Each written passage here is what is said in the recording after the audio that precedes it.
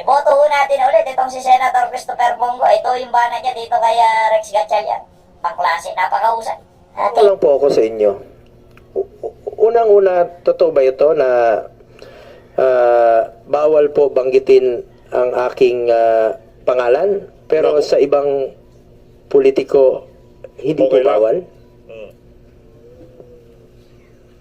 Yun You're under oath po, ah. You're under oath. Yes po. Galing ka dyan, madam. Akin po as Regional Director, wala naman pong explicit na instruction ng pagbawalan. Pero po sa akin, dahil po kami po ay nagbibigay po ng ating programa, I think it's best not to mention. Otherwise, baka po kasi kami Ma'am, specific po. pagsabihan. Specific po ang pagbabawal ng pangalan ko. Bawal banggitin ang pangalan. Sa totoo lang po, hindi nyo nakita. Yan po kasi ang problema, dito sa administrasyon na to, pagka-associated ka doon sa nagtang administrasyon, kung nangihingi ka ng tulong, hindi ka po bibigyan. Hahayaan na lang ho yung tingog party list na mag-distribute, mag-disburse ng mga programang ipinamimigay ng gobyerno. At nakabandera ho, habang ipinamimigay itong mga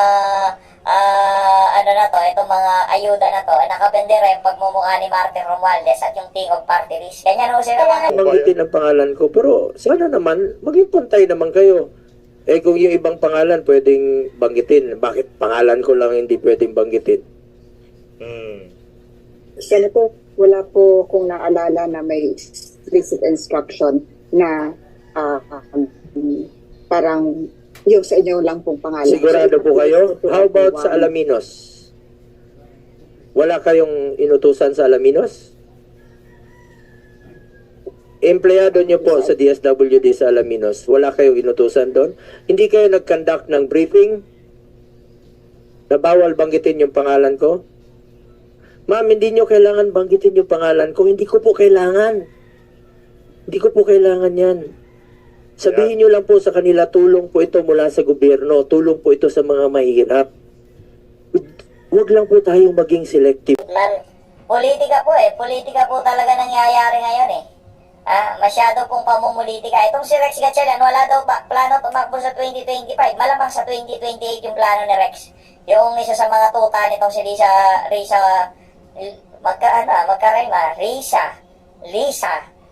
Araneta Marcos, Risa Hontiveros. Parang pagka-medyo may sabit ho tayo dyan. Huwag niyo pong haluan ng politika. Sa totoo lang po, ito pang pangalawa. Yan. Bakit bawal ako pumunta? Naku. Bakit yung ibang politiko hindi bawal pumunta? Tanong ko lang, bakit bawal ako pumunta? Bakit si Senator Amy, our chairperson, pwedeng pumunta? Nagulat ko ito sa Senator Amy. Ba't ako nila? Gulat Pakisagot, you're under oath. Mahaba-haba ito. Mga kababayan, matindi to. Hindi yan masagot, Madam Chair. Pangatlong tanong ko, pera nyo ba yan? Yan. Naku. Pera ng taong bayan yan, ma'am. Correct. Hindi nyo po pera yan. Just be fair with us. Pinaglaban namin ang budget ninyo. Panahon pa ni dating Pangulong Duterte. Alam nyo, during the time of President Duterte, walang pinipili. Correct. Ang nagdala noon, si Secretary Rolly Bautista, isang dating sundalo. Walang pinipili po yon. Hindi naman kailangan banggitin ang pangalan namin. Pero wag nyo naman... Natin ulit itong si Senator Christopher Bongo. Ito yung bana niya dito kay Rex Gatchalian. Pangklase, napakahusay. Ating yan po kasi ang problema, dito sa administrasyon na to, pagka-associated ka doon sa nagtang administrasyon, kung nangihingi ka ng tulong, hindi ka po bibigyan. Hahayaan na lang ho yung tingog party list na mag-distribute, mag-disburse ng mga programang ipinamimigay ng gobyerno. At nakabandera ho, habang ipinamimigay itong mga itong mga ayuda na to, nakabandera yung pagmumukha ni Martin Romualdez at yung tingog party list. Nyo naman sanang ipagkait na kung meron po akong gustong dalahin sa natulong sa kanila. Akin naman yan, ma'am. Personal ko naman yun.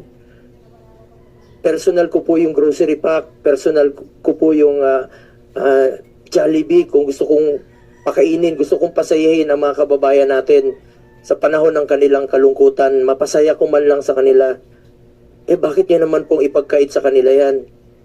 Hindi niya naman po pera yan, ma'am. Besides, sarili ko po ito, ma'am. Kung pupunta man po ako doon, akin po yun. Huwag niyo naman sanang ipagbawal. Ngayon, nandito ang inyong secretary. Wrote all the public polling firms Okay. to remove me from the list. And then, And I communicated that so many times. okay, so don't be selective. Alam ng publiko yan. Ayan. Nakikinig ang publiko natin. Senator, Madam Chair, if I may respond. First of all, hindi ho ako pumunta ng General Santos this past couple of months. This year, if I can recall, pumunta ako sa General Santos na nag-earthquake ho sila. Region 12. Well, the last time was... Last year. Yes, late last year, if I'm not mistaken. Yun pa nga yung September na mga listahan.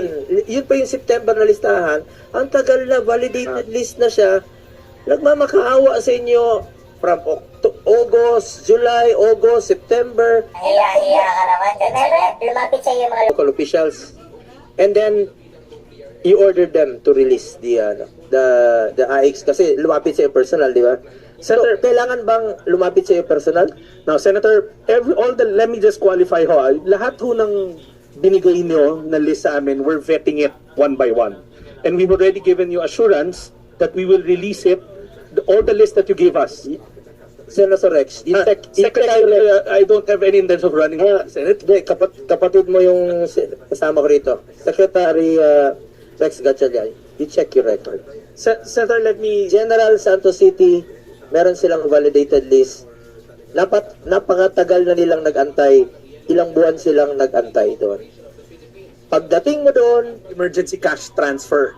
That's why the amount is bigger. Hindi ho ako nag-release ng AX. In fact, the mayors came to me, we met there with the governor, emergency cash transfer ho yung doble na sinasabi niyo. Hindi ho ako nag-release ng AX, it's emergency cash transfer. kaya nga ang punto ko doon, sir, ilang months na yung nagmamakaawa yung mga beneficiaries. So, bakit nyo pahirapan? 3,000, 4 na buwan, 5 buwan, Senator, nagmamakaawa. Hindi nyo naman pera yun, sir. Pera ng taong Correct. bayan yan. Tama. Ma-X mo yan. Madam Chair, if I may clarify again. First of all, Madam Chair, I'll have Director Wenz explain the details of what we've done with the list.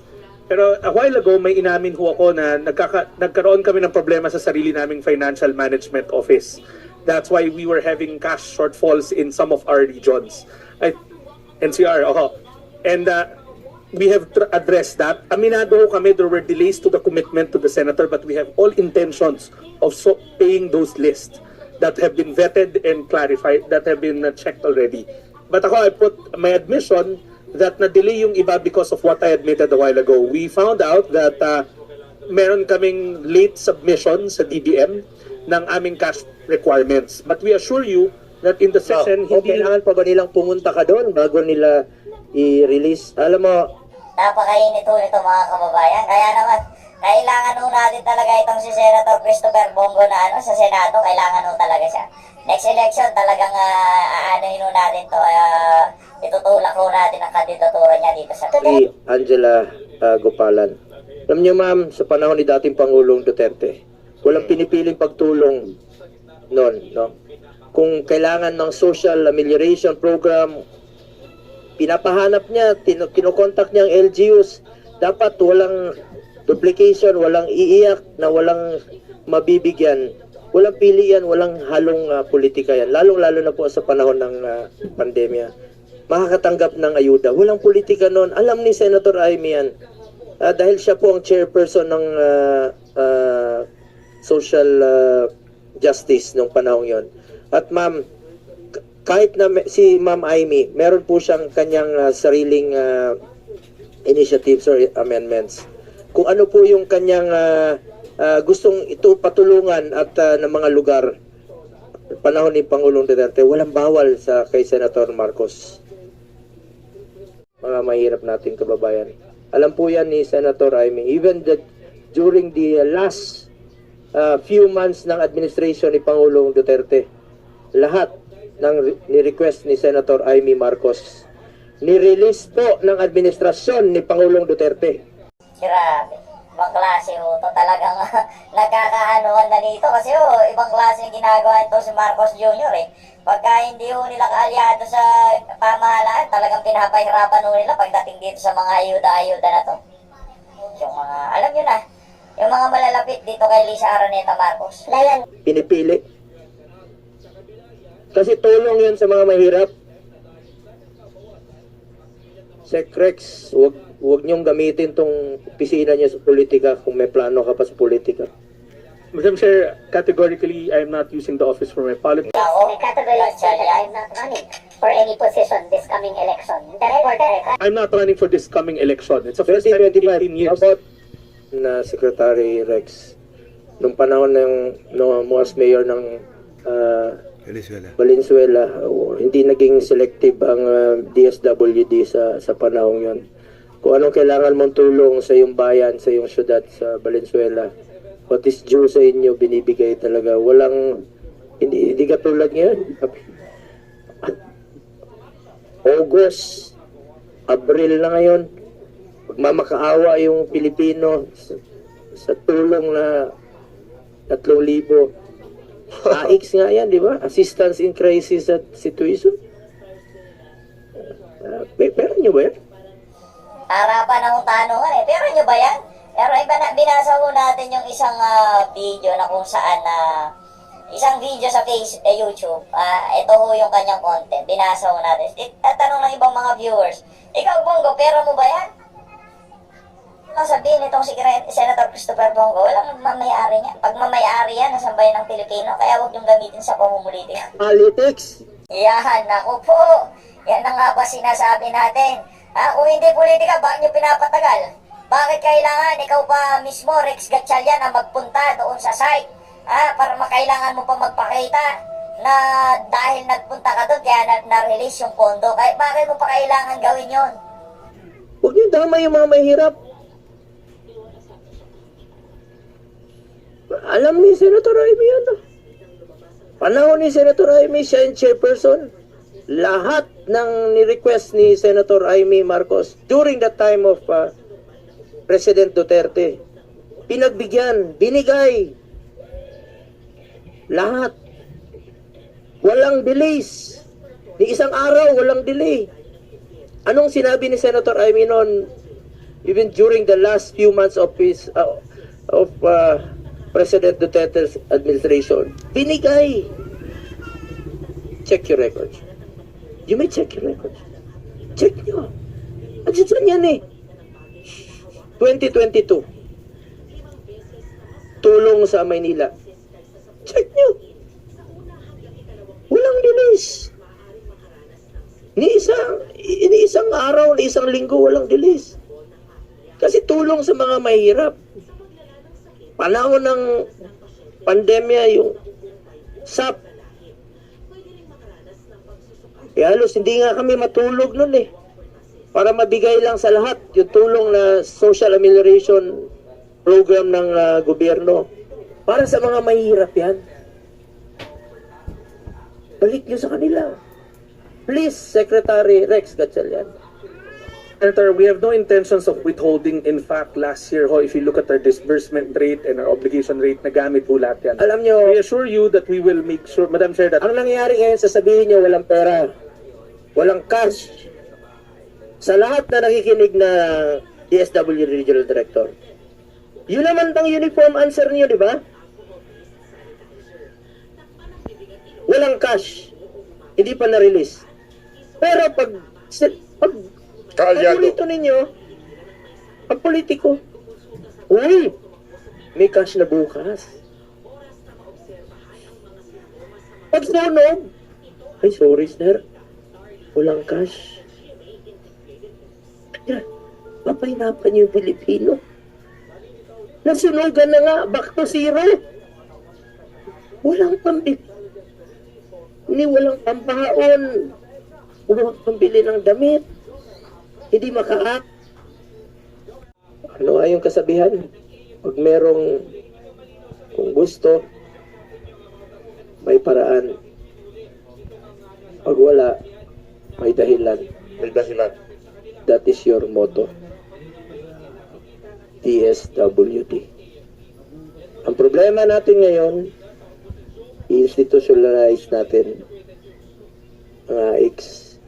Paano natin to institutionalize? Para saan? Para kanino? Para ba sa mga mahirap? O para sa gusto ninyong tulungan? O para sa politiko? Yan ang dapat nating sagutin na nag-aantay na sagot ng taong bayan. Alam nyo, naawa ko sa mga mahirap. Mahirap lang ha, papahirapan pa. Sana huwag naman pong ganun. Kaya tayo narito para mapabilis ang serbisyo. Halimbawa, hindi ko naman sa pinagmamalaki. Andyan yung Malasakit Center. Walang pili yan. Basta Pilipino ka, qualified ka. Pumila ka lang doon, tuturuan ka ng social worker. Pagpatuloy nyo lang yung mga programa na makakatulong. Huwag niyong pigilan, huwag niyong sirain. Huwag niyong pahirapan ang Pilipino. Pera po ng taong bayan yan. Kanila po yan. Sa Pilipino po yan. Yun lang po, Madam Chair.